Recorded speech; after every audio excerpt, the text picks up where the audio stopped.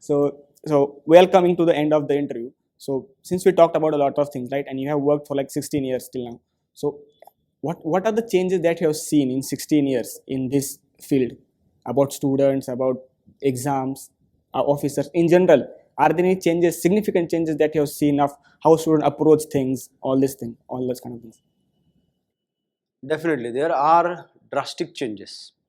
Changes are mainly in students who are preparing for these exams. Changes are in UPSC, MPSC. See, when we think about students, I will tell you my own experience. When I was preparing for these exams, I joined a coaching institute in 2004. That coaching institute was one of the well-known institute, and they had only one batch in the whole year. Okay, and in that batch there were just 23 students. All of us reached up to the level of interview, and more than 60% of them were selected in some or other post. So 100% candidates were serious. Now that same coaching institute today have around 10 to 12 batches of that particular exam, and for each batch they have almost 200 plus students. So number of students who are appearing for these exams has increased drastically.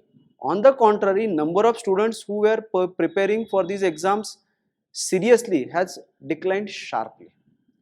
Out of those huge numbers who are preparing today, not even 5% are able to reach up to the interview level. Forget about the number of who are getting selected. So sort of commercialization has occurred. There is tremendous awareness due to media in the masses about the social status and those things which we discussed just now, and that's why many students are running behind that.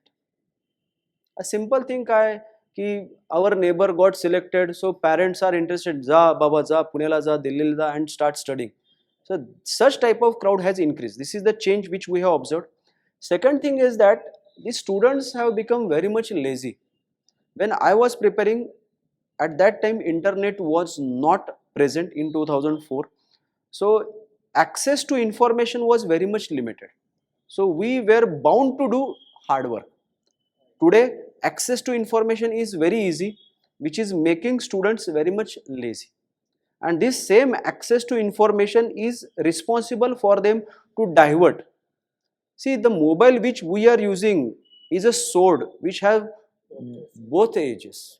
It depends on you whether you use the Insta, Facebook or Twitter or WhatsApp.